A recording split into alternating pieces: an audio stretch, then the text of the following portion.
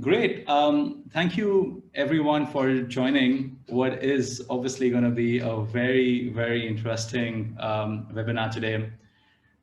We won't be talking about how to retire better or which form of Syfe product is better today.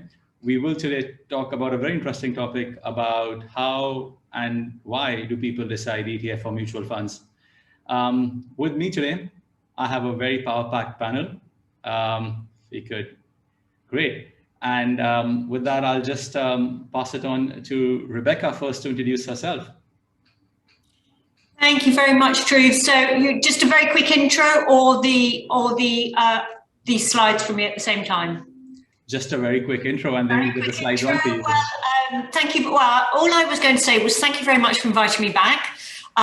This is the third time I've joined you, and I'm very pleased to join you on this topic. So I am an ETF strategist, so you can imagine what side of the debate I'm going to take. So I think ETFs are great.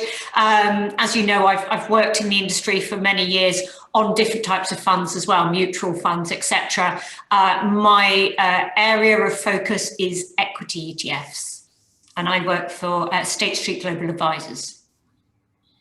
Perfect. Welcome, Rebecca. Ashwin, over to you. Hi there. Good evening, good afternoon, good morning, depending on which part of the world you're in.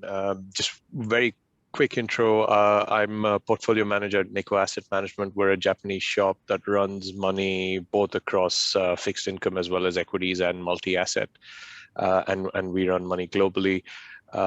I've personally been a consultant, I've been a banker, I've been in a fintech, I've done the sell side, and now I'm on the buy side. So I can speak to any of those experiences. But today I'm going to put the hat on of a long-only mutual fund manager. So as you can imagine, I'm going to be selling a different story to Rebecca.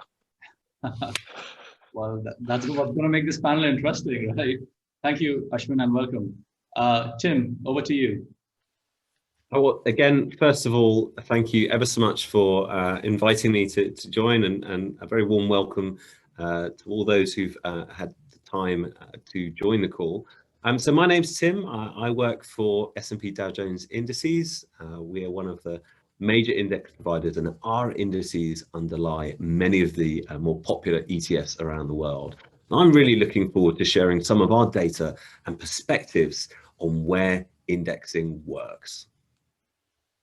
Awesome, perfect. And some of our listeners might know me, but if not, I'm Dhruv. I'm the founder and CEO of Syfe. Today, actually, I'm in a more privileged spot that I won't have to do all the talking, which means that we will let our panel share their views. So how we'll go about today is that we will quickly pass, a few slides between Rebecca, followed by Ashwin, followed by Tim. After that, there were some popular questions that had come in before we actually started today's webinar. But a big part of today's session will be left for crowd, Q&A. So keep, popping in your questions on the chat button out there, and Jajun will help you where you can. But if you have a directed question towards any of the panelists, please point out, and we will try to accommodate as much as we can. So without much ado, maybe we can first start off with Rebecca. On to the next slide.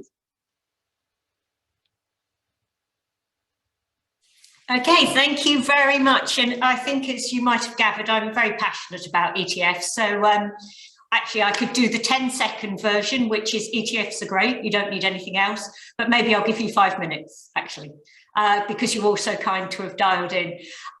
So I work for State Street Global Advisors, as I mentioned, and actually we produced the first ETF some time ago, and it was SPY, so that's its ticker, the S&P 500 ETF. It's well known. It's a very, very large ETF. It's been very successful, and I think that gives us some credibility in this type of discussion. We're still the third largest ETF provider, issuing new ETFs to meet client and market needs every year. And so I do love a conversation like this. So State Street Global Advisor is what's called the asset manager. That's where the fund managers sit that manage these funds. And I work for Spider ETFs, which is actually the branding name of the ETF. So I hope that gives you a little bit of background. So as I said, and you can see on the right-hand side of this slide, we've got many different ETFs, and this may become part of our discussion today. So these ETFs have spread out from the very well-known S&P 500, the SPY ETF, to include ETFs in commodities, fixed income, sectors and industries, smart beta, etc. So ETF is a very, very big market now. It's been a very successful market and it continues to grow rapidly. So if we move on to the next slide, we can see here the size of the global ETF market and really where it sits geographically. So no surprise given how dominant the North American market is, because they started the trend of ETF investing, but they have 75% of the ETF market. So they've got more funds, they've got more investors. The investors, I think, tend to be using ETFs in a more sophisticated way, so they're certainly shorting them as well as buying long. But other parts of the world, including EMEA, where I sit, and APAC, where you sit, are certainly growing very rapidly as well. In EMEA, we have ETFs that are known as UCITS ETFs. So these have certain liquidity and other regulations which are suited more to the European investor. And then within APAC, you certainly have, as well as access to the US domiciled ETFs and the European domiciled ETFs, you certainly have ETFs which are domiciled within the region. And I think it's very interesting to know that there are 84 providers of ETFs in APAC. So that's not just the global providers such as SSGA, but local providers as well. So a very, very interesting marketplace. What I'm not going to do today is tell you really what an ETF is, because I'm hoping there is some base knowledge there about how it's a fund that is essentially matching an index. So on the whole, ETFs are passive, so they seek to match the index. This is something I know that will come into the debate later, particularly when Tim talks. But really, that's still the dominant factor. People are buying ETFs because they want to meet the index. The very strength of the ETF is it's just like a share. It trades just like a share. You can buy how many or how few of the ETFs you want to. You can buy them at any time. You can sell them at any time. There are very few restrictions. And part of our debate today is how do those ETFs sit alongside mutual funds? So mutual funds are great as well. They allow you to diversify. They allow liquidity. They are also low costs, but ETFs do have some inherent advantages, which we'll be able to unpack for you. So along the trading lines, tax lines, and other areas as well. If we move on, then we can see here just how quickly ETFs have been growing. So a compound average growth rate of over 19% per annum over the last 10 years. There aren't many things that have grown that quickly. And much of that growth has come from the US market. You can see there over the 5 and the 10-year figures. But as I mentioned, the other parts of the world, so the ETFs that are domiciled in EMEA, in Europe, or in Japan, or in APAC, are growing very rapidly as well. This started off by being very much an equities market, but now ETF investors are investing in fixed income very rapidly, in commodities, in currencies, and in many different assets. Very, very important to ETFs over that time has been liquidity. If we take a look here at 2020, you can see that there was growth in this market, but ETFs were certainly put to the test during the worst part of the COVID pandemic in end of February, beginning of March last year. Many questions asked about the trading, the liquidity, the reliability, the robustness of ETFs, but actually ETFs came through out of this very strongly, and their popularity grew very quickly thereafter. At the start of the year, investors have been looking mainly at fixed income ETFs, but as we moved through the year, we saw investors come back very quickly into equities. And as we've entered into this year, we've seen interest in areas such as sector ETFs, smart beta ETFs, so that ability to move from value to growth, and other areas like that. So if we move on, this is really the slide I'm going to leave you on because it's where our comparisons are. So if we could move to slide 5, please. What I'd like to show you here is that even though ETFs have grown very, very rapidly, they are still quite small compared with mutual funds as a whole. So mutual funds embodies passive index funds and it embodies active funds as well. And for many years, these have been very, very popular with investors. They have their own advantages. They are in their own right low cost and offer diversification. But the lack of ease of trading sometimes and the lower tax efficiency mean that they have lost popularity to ETFs, particularly the passive ETFs. But if you look at the charts on the left-hand side and you see the proportion of ETFs, even though ETFs have been growing very, very quickly, and we saw on the previous slide they've been growing at 19% per annum, then it's still only about 25% of that whole marketplace. Most people think that the rate of growth of ETFs will continue for some of the reasons I've shown. And very interesting, hopefully you can see it over on the right-hand side, is if you look at the fund flows, you'll see some of the dynamics over the last couple of years. So in 2020, when we were very worried about the market towards the end of Q1 and at the start of Q2, there were very large outflows, particularly out of mutual funds. But when those inflows came back in later on in 2020 and into 2021, they've come back into ETFs. So quite often, people, when they're selling out of the market, are selling mutual funds. When they come back in and want to make a new investment, they're coming back into ETFs. So as I said, some very interesting things to delve into there. We believe the share of ETFs will continue rising, and I'm going to leave it at that point and hand over. Thank you. Wonderful. All right. Thank you so much, Rebecca. I think it sets the stage very well for some of the things Ashwin said during his introduction chat. Ashwin, the baton is all yours. That's a hard act to follow. So it's just what I'll start off by saying is, like Rebecca said, I completely agree. I mean, it's a bit of horses for courses. So it's not like it's one or the other and it's a zero-sum game. It is about really picking what suits your purposes best. And ETFs give you liquidity, they're exchange traded, so you don't run the risk that the person you're dealing with might well go bust, etc. But I'll come to those later. But I think what I want to do is just give you 2 or 3 things to think about, and this is the audience as a whole, just 2 or 3 things to think about how you approach investing, and that might inform your decision on whether you want to pick an ETF or whether you want to pick a mutual fund or whether you want to pick something else for that matter, or whether you go active or passive, etc. I mean, they're all sort of different flavors, if you will. So it is critical to sort of just figure out what it is that you want to do. Do you want to just say, okay, I'm going to save $1,000 a month and I'm going to put it somewhere in the market, and I really don't have the bandwidth? And we've all been there.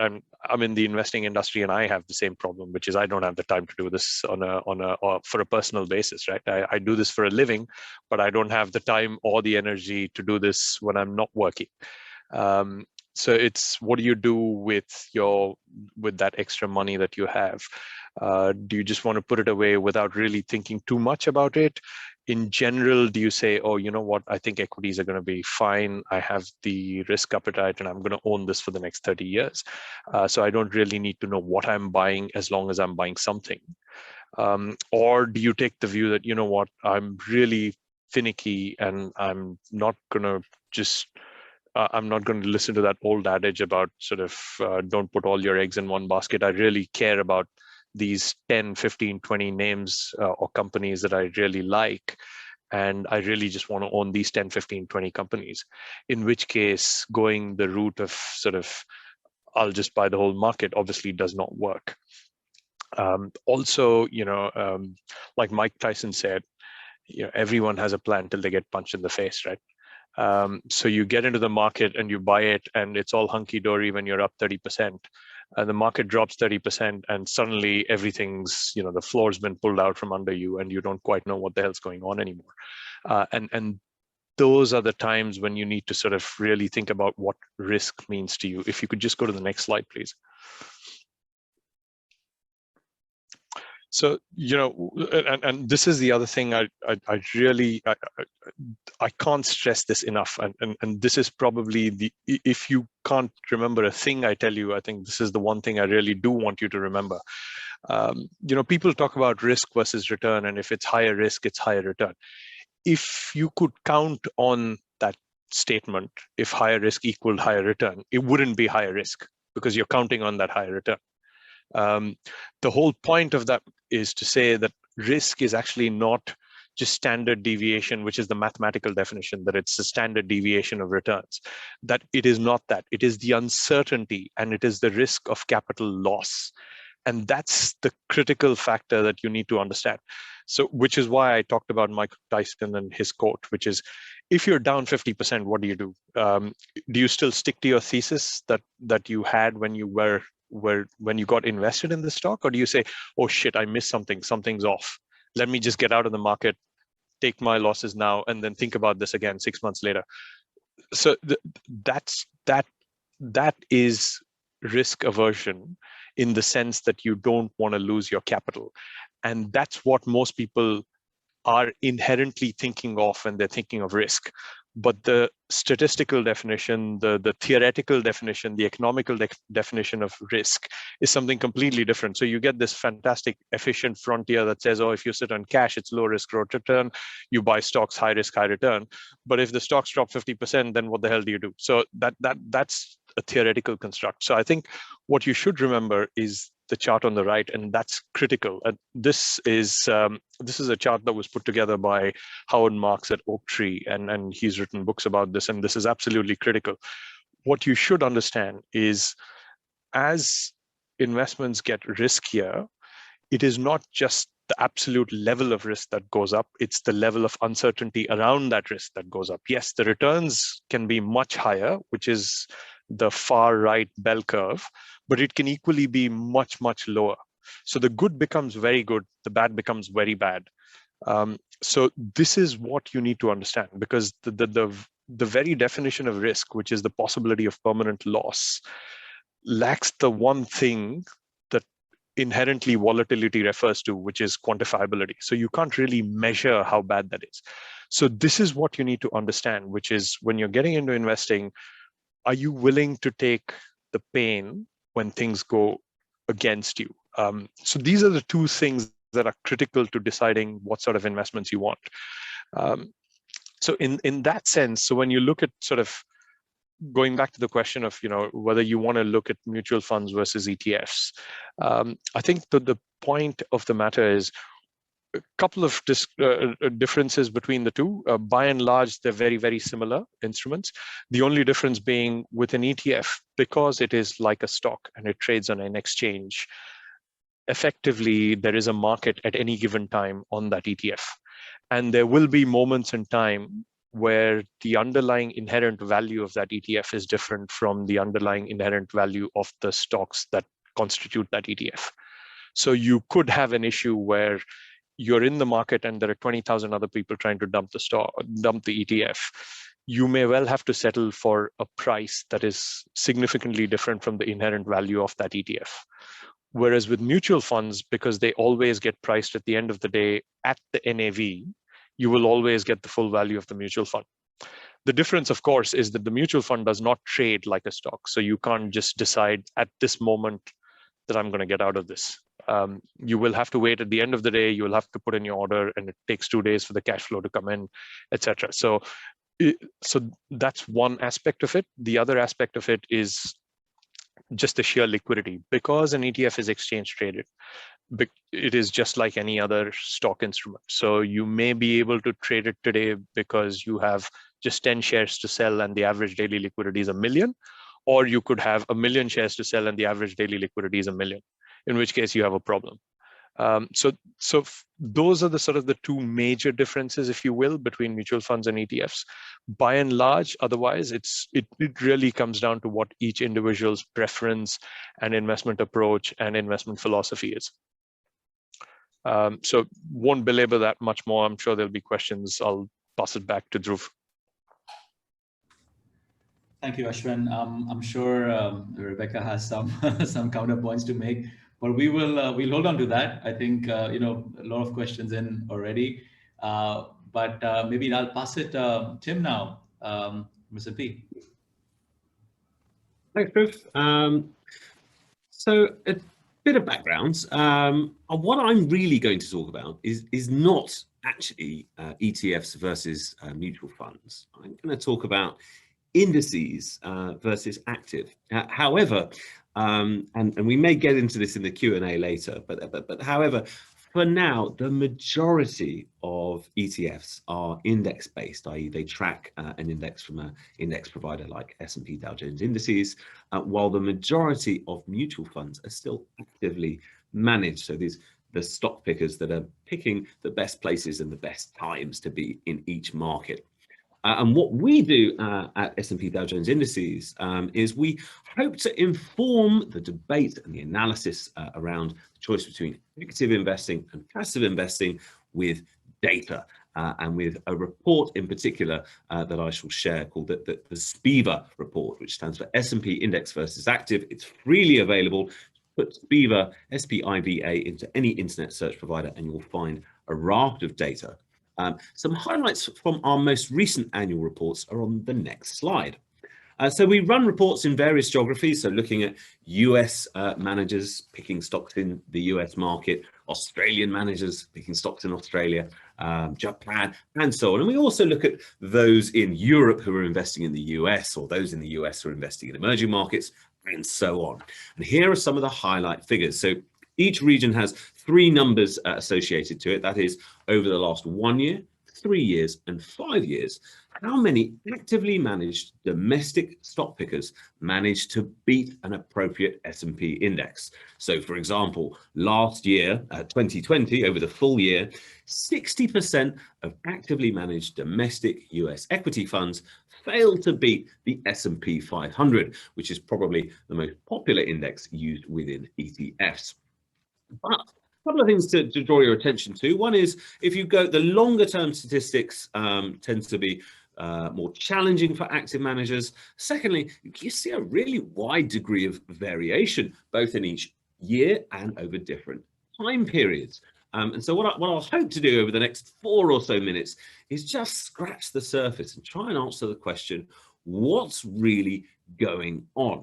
If we go to the next slide, here's the picture for the US market, just that S&P 500 based benchmark for US stock pickers. Here's the year-on-year benchmark going back for the 20 years that we've been producing these SPIVA reports. And what you see is, sure, in the US equity market, most of the time, most active managers underperform. However, again, we see a lot of variation. 2007, 2009, 2 years in which a majority of active outperformed. On the flip side, 2014, tough pickings for stock pickers, something like 90%, 9 out of 10 funds failing to beat the S&P 500. So what's going on?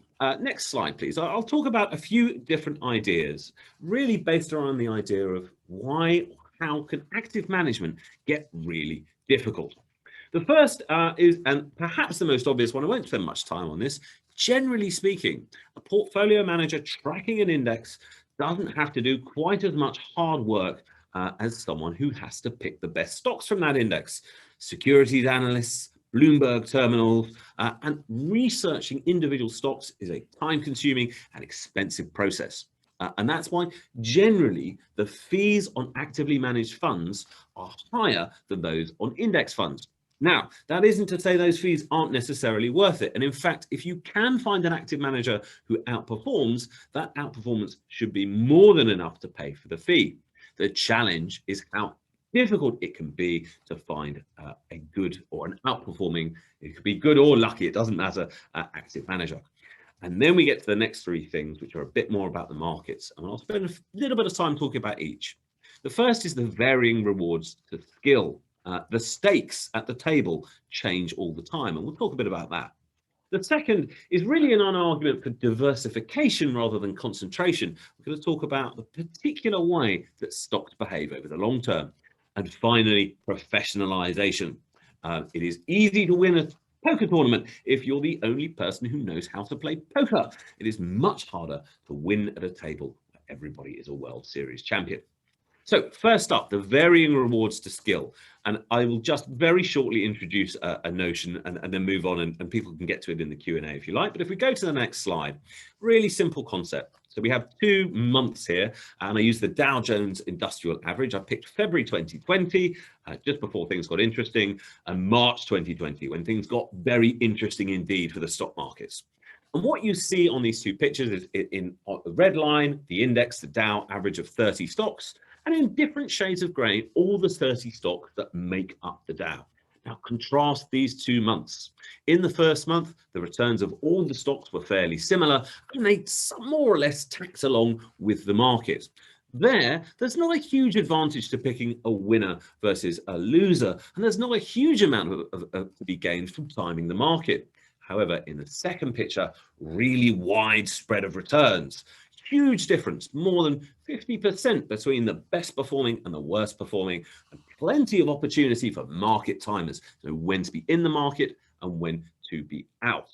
So the scale of opportunity is different, not only at different times, but in different markets. So for example, last month, dispersion, the spread of returns in Chinese equity markets was very high indeed. Also in Australia, next month it might be lower. And these notions of where is the opportunity and how much is there today is one deciding factor in whether or not an active manager has the opportunity to express their skill. Next slide, please.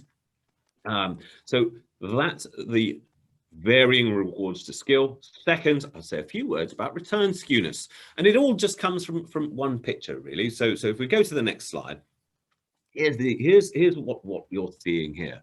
So over the last 20 years, there's been something like 1,000 stocks that have ever been a member of the S&P 500. Some are still in there, some are in all the time. Some were in and came out. They might have gone bankrupt or they just got too small. And there's new ones that have joined in the time, companies that were launched over the last 20 years that have made it into the index. All in all, about 1,000 stocks. Now, if you look at the 20-year return of those stocks, you get a distribution that looks like this. So on the left-hand side, around 13% of stocks that went down 50 to 100%, and that's that first bar. Now, what's important about this is the shape of this distribution, the long tail to the right. There were roughly 7% of stocks that went up more by 10x, and there were quite a few that did very well indeed, 5 to 10x, and then a big bulk down the bottom. Now, why does this matter? The median stock return, so i.e. the 50th percentile, was 63%. The average was nearly 5 times that at 300%. Again, why is this important? Well, it's about the chance that you'll pick a stock that outperforms. 2/3 of stocks were below average. So if you were just picking stocks at random, with a roughly 2/3 chance, you'll pick one that underperforms, because most outperform the average, and the average is driven up by a small set of real heroes that drive up the index returns with 10x or even more. One of the best performing stock in this this time period was Apple. It had something like a 300x return. Now, you may be able to find a stock picker who can identify in advance those few heroes. And if they can, their returns will be extraordinary. However, there's not very many of them. And actually, for many investors, the best way to make sure you participate in those few stocks who are going to be the heroes 20 years from now is to own all of them. And then you can make sure that you participate in their growth. So that's the notion of return skewness, which, as I said, is really an argument for diversification rather than one for indexing. But indexing, you include the whole market, and so you make sure you capture those returns. If we go forward one slide, the last thing that I want to talk about is the notion of professionalization. It's a very simple idea. We can, all of us, get rich investing in the stock market if the stock market goes up. But we can't all be above average. In fact, half of us will be above average, roughly. Half of us will be below average, roughly, before you take into account things like trading costs and fees. And the real determinant as to whether I outperform the market is if I can be smarter than average or luckier than average. In some markets, you have a deeply professionalized base of investors. In other markets, there may be more amateurs, more undiversified amateurs, people who read the Wall Street Journal and act as if it's inside information. It's easier to make outperformance in those markets, and what's been happening around the world is increasing professionalization. One indication of that is the increased adoption of index funds, as you have essentially those investors who have underperformed or have been disappointed or weren't smart enough to beat the market decided that they would just own the market instead. And what this chart shows you is over time, the total amount of assets tracking perhaps the most famous, widely followed index in the world, the S&P 500, which has gone up from less than $500 billion in 1995 to over $5 trillion at the end of last year. So as the markets professionalize and as more investors who can't beat the market decide to just follow the market instead, the difficulty of outperforming gets harder and harder. And so the degree of professionalization in a market is one other thing to think about when you think about where indexing works or where an active manager might be more suitable.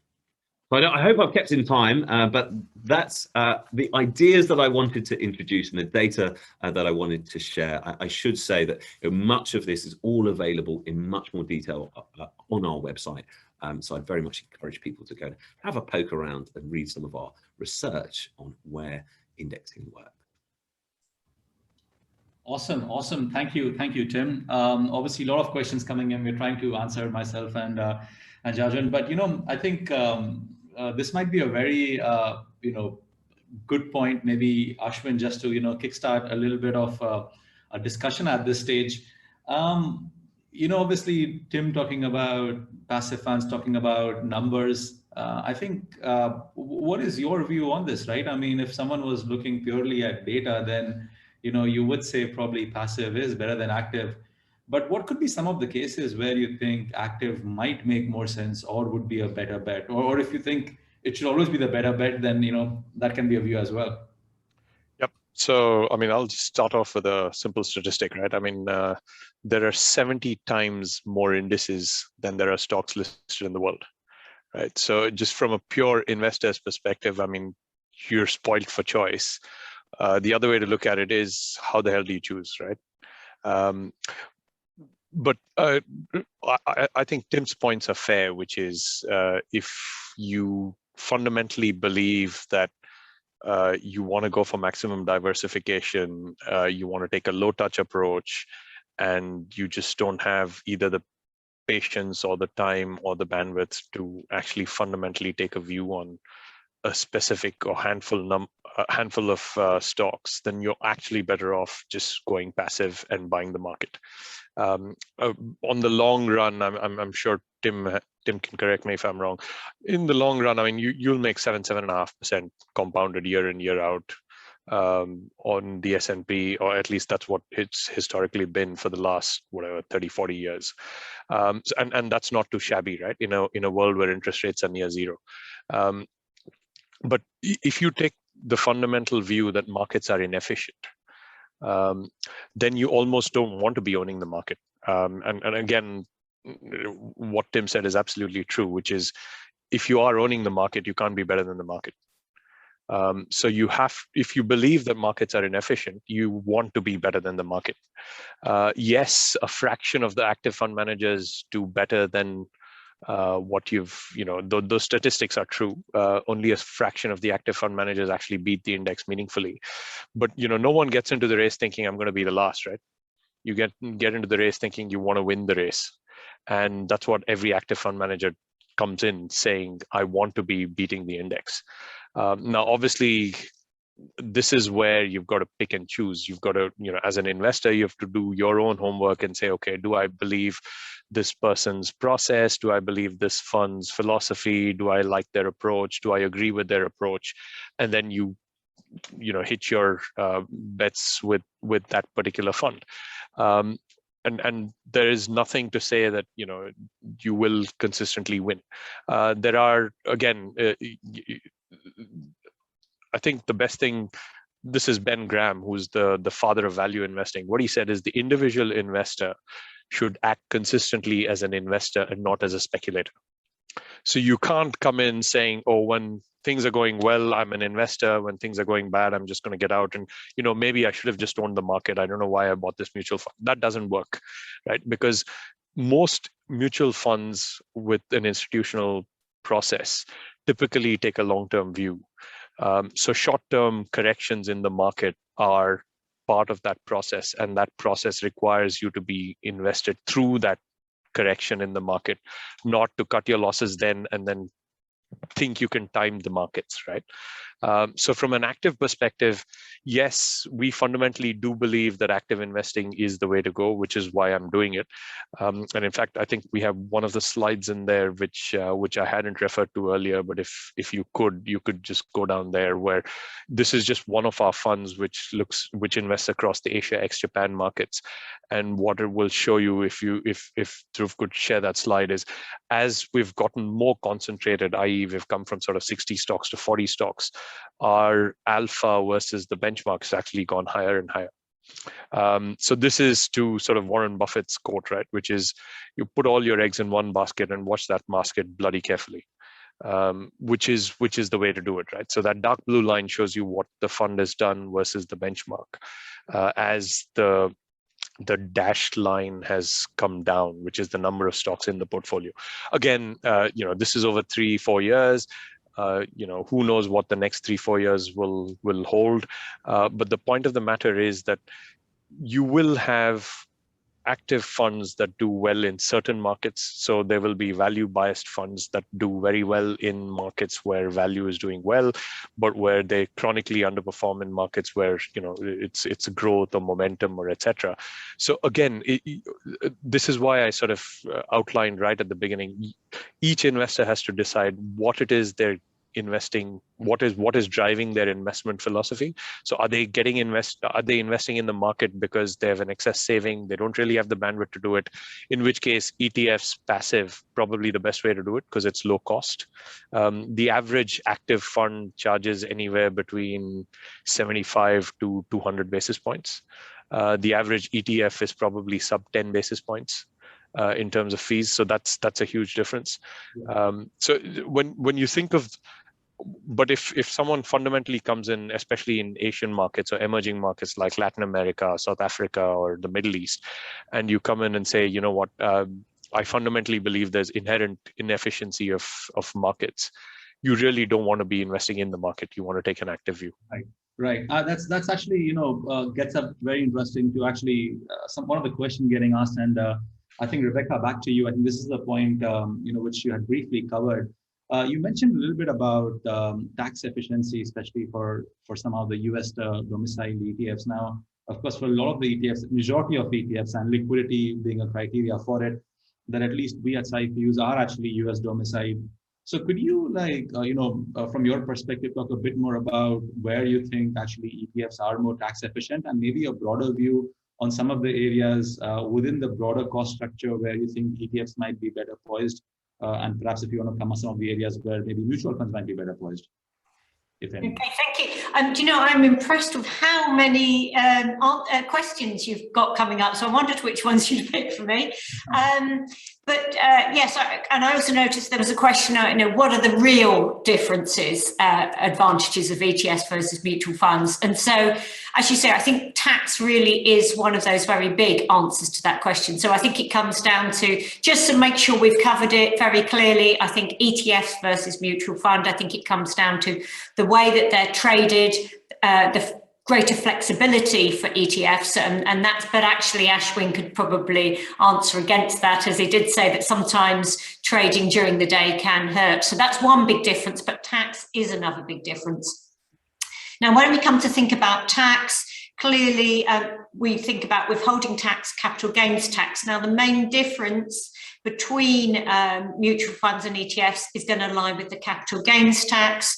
So imagine that you are an investor based in Singapore and you are looking at getting exposure to the S&P 500 index, an index that Tim loves a lot, and we've heard how popular that's been.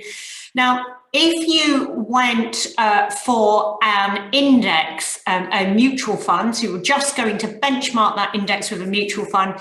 Now, what happens is when you buy that when you buy that fund, you are buying directly from the provider. We've heard you're buying once a day, but you're providing directly from the provider. And it's that which makes the difference with an ETF.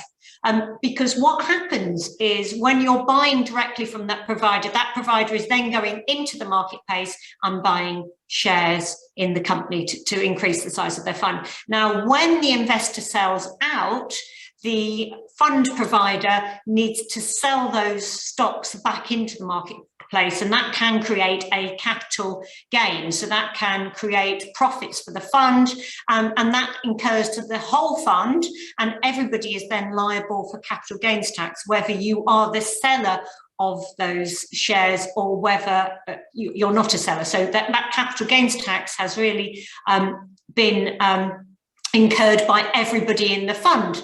And that's a rule based in the US, so it's called the 40 Act.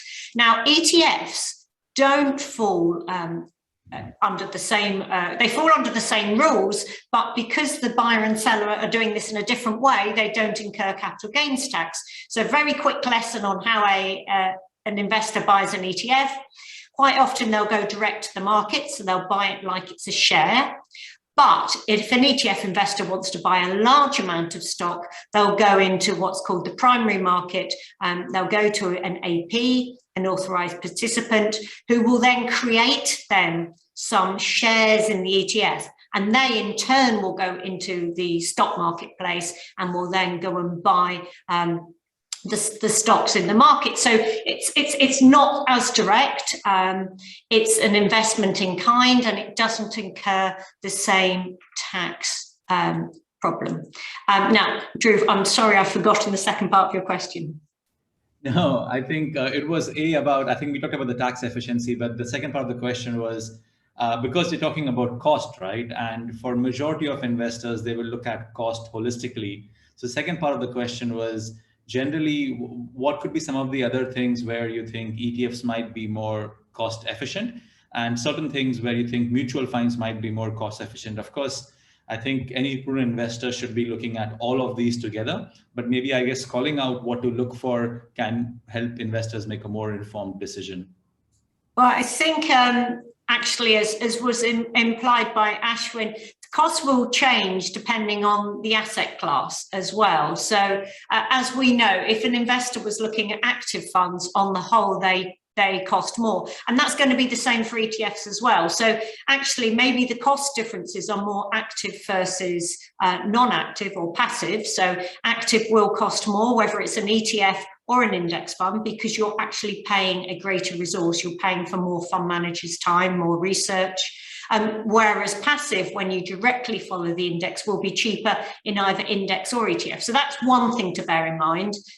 We must compare like with like, but there will also be differences between costs and where you're looking in the market. So the S&P 500 is about as cheap as you can get. There are so many providers of ETFs and of index funds, the S&P 500, that's always going to be cheap, but more differences will open up when you look at different regions. So when you look at investing in the emerging markets, that usually costs much more. If you were looking at investing in the whole of MSCI ACWI, that's going to cost you much more, because then you are dealing with shares across many, many marketplaces. So it's not always easy to do a like-for-like comparison of TERs, and I think you could argue either side of the fence for one or the other. You could pick many different individual examples, but as I say, it's about getting your region right, and as an investor, knowing what your liabilities are. So if you are, for example, a resident of Singapore and you're an alien, as it were, in the US terms, then you will have to pay withholding tax. If you weren't a resident there, then your withholding tax might be struck at a different rate. So there are many different things to consider in this. Fair enough, fair enough. Always an interesting example, right? It's always good to look at the specific asset class where you're looking at and see where you can go. I think obviously with SPY, I think that one's an easier guess. But as you start looking at some of the more interesting, especially I think in some parts of the world, in this part of the world, looking at some of the fixed income offerings, it actually sometimes makes sense to look at a fund rather than an ETF. Tim, you shared an interesting slide earlier on, which actually showed a little bit about how the different active asset versus passive goes on, in some of the markets. And I was wondering, by any chance, top of your head, do you remember what those numbers are, either for Singapore or for Hong Kong, China? I think the US, as we saw, the last 3-5 year average was skewed towards passive quite significantly. What is that view in markets such as Singapore or Hong Kong, China? Sorry, you're on mute, Tim, if you don't mind unmuting yourself. One and a half years into a pandemic, I finally worked out how to unmute myself on Zoom. I just need to remember how to do it. Yeah, so we do require a sufficiently broad and deep data set in order to report a number. So I do have some stats on broader emerging markets. I do have some stats on Asia, but I don't have the particular stat for just Hong Kong only or just Singapore only. But what I will say is say some broader remarks about particularly China, about emerging markets, and about the kind of markets where active finds it harder. So the first thing we'll see, I mean, we've been running reports like this for 20 years now. The first thing I'll say that is common across nearly all those reports is the long-term data. So if you go over 5 or 10 years or 20 years, is much more stable and tends to show, it'll vary, but you're often in the range of, say 80% or so of active managers underperforming over a 5 to 10 year period. And you can see that here in this data. The second thing is, and this is surprising, those markets where you might expect to see a better performance record. So if you look at lots of opportunity in emerging markets, lots of opportunity in Latin America, a real reward to picking winners versus losers. And actually, what you see in the SPIVA data is not hugely different. And I think that really comes back to the point that I was making is, you don't need a market to be inefficient. I mean, you don't need the markets are probably inefficient. They move around too much for prices to make sense on a day-to-day basis. But the point I was trying to make is, in order to beat the market, you need more than the markets to be inefficient. You also need to be one of the smartest people in the room. And that's some really clever, smart people who are operating in markets like emerging markets. And there's also higher costs. You need to overcome the higher trading costs, the greater difficulty of doing research in those tougher markets. So what we found, again, it might surprise you, is markets like emerging markets like that, Latin America, is not actually hugely different to those super professionalized, super transparent developed markets. Interesting. Very, very interesting. Thanks for sharing your views on that, Tim. All right, an interesting topic for all three panelists, right? We'll try to, a quick few lines so we can get through. As you can see, a lot of questions are coming in, but maybe 3 or 4 points. Maybe I'll start with you, Ashwin, first. What's your view on ESG investing? I think one word would be it's probably too much hype at the moment.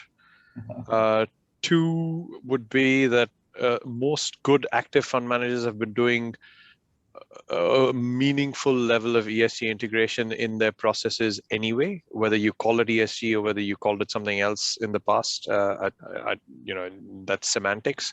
I think the third thing I would say is it is definitely the future. And finally, I think one needs to sort of be wary of sort of putting the cart before the horse, because a lot of the markets are not ready for it. Interesting. Rebecca, your thoughts on ESG?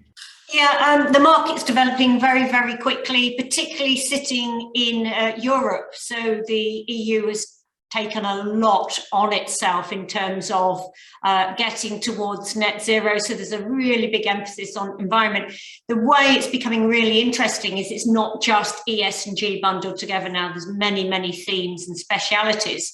I think the question I end up answering most on ESG ETFs is, can you go passive? And I think, yes, you can. I think the very interesting point is, in the past, I've been argued against by active fund managers saying, you've got to vote against a company, you've got to be able to sell that company if you don't like what the answer is when you engage with them. Well, actually, by working for a big passive investor, what I have learned is we need to carry on holding the companies forever, really, if they're part of the index, if they're part of SPY, for example. So we really do need them to behave and be the best that they can be on ES&G. So I think it's a great topic. Perfect. Tim, your thoughts on ESG? We're on quick fire, right? I'll try and make this short. Just a little pontification. We're all familiar, I think, with the notion of value investing. You buy cheaper stocks. For me, the way I've come to understand ESG investing is it's values investing.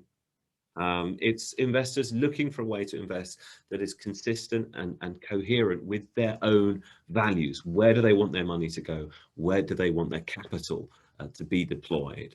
And I think there are going to be very different values held by different investors. And that there the onus is, well, you can pick two directions, but I think there is a role for ETFs and for indices there in bringing transparency, bringing cleaner and clearer data, and allowing people to directly link where they put their money with the values that they hold as an individual or as an institution.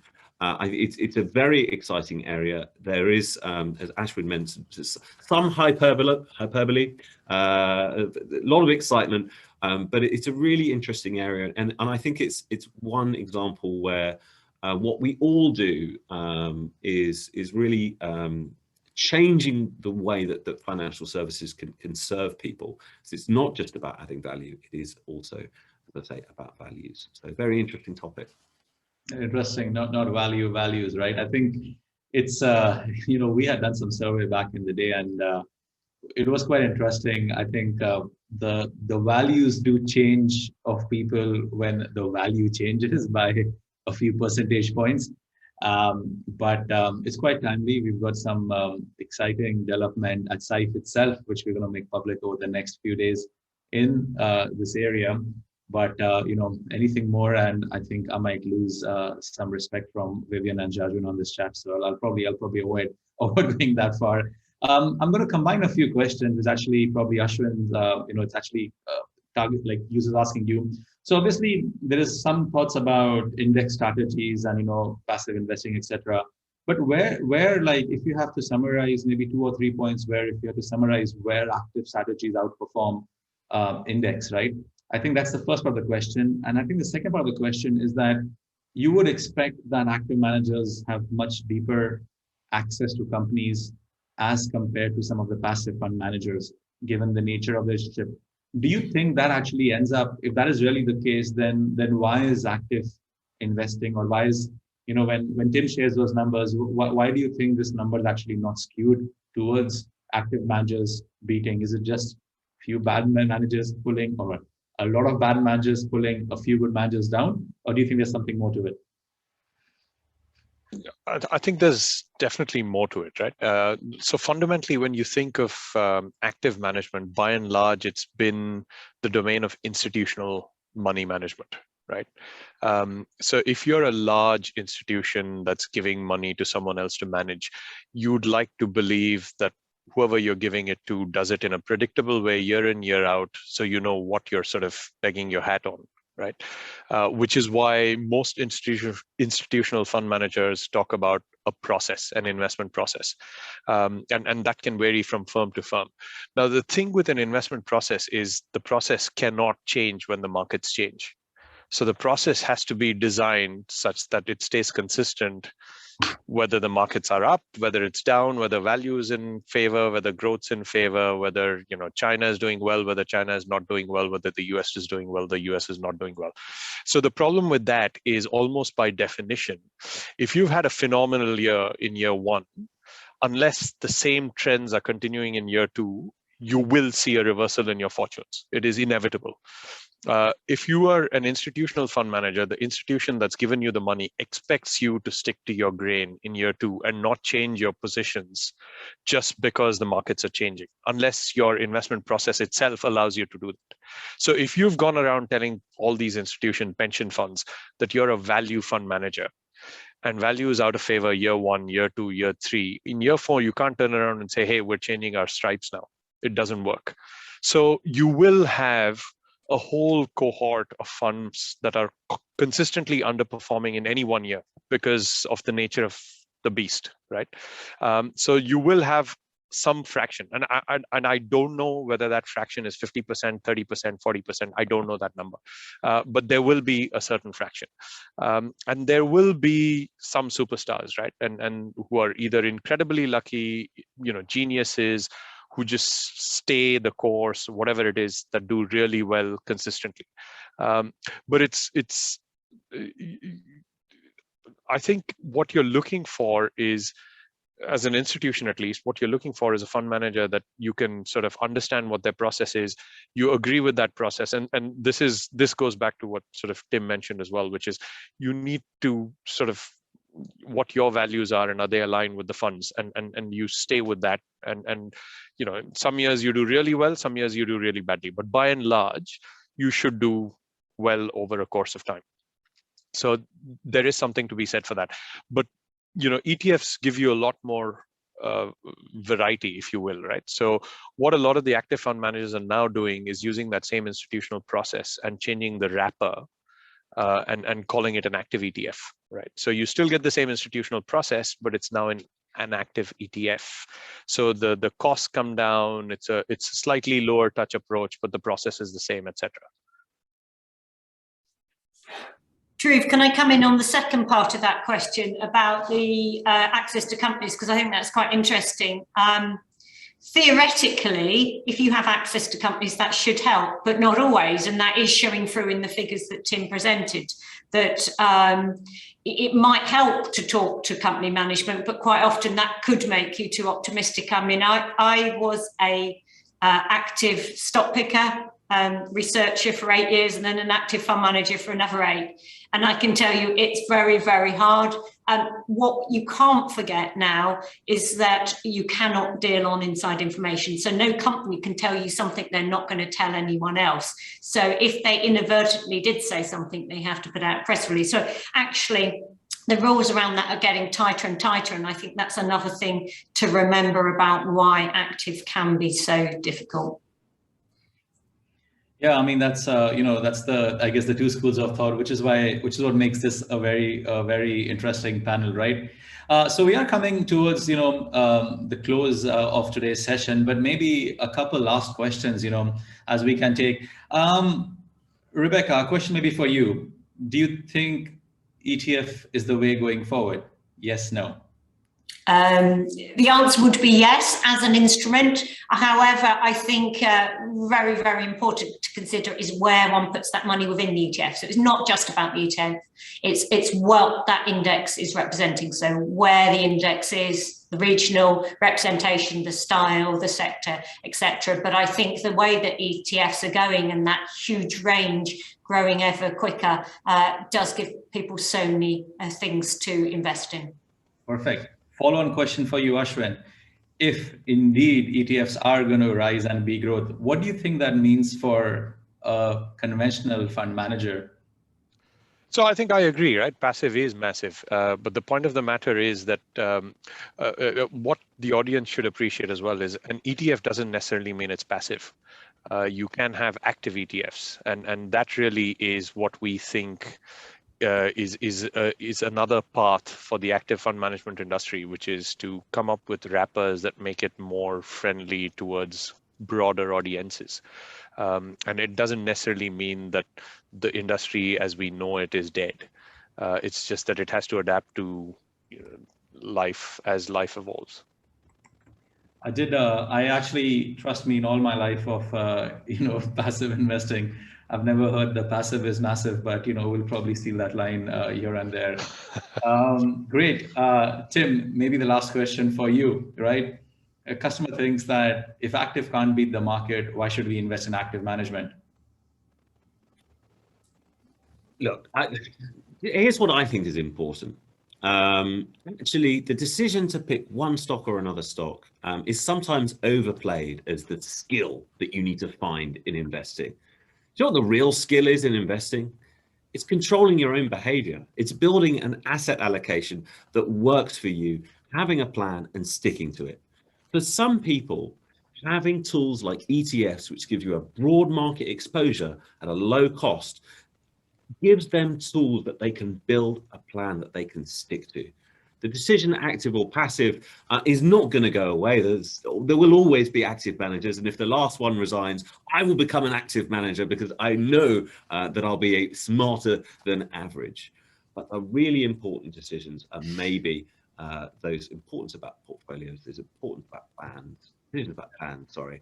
And for some people, these low-cost whole market exposures can be a convenient way to get there. Yeah, and it's a great finishing note, Tim. As we always say, sometimes it's not about timing the market; it's time in the market, and I think that resonates with controlling your emotions.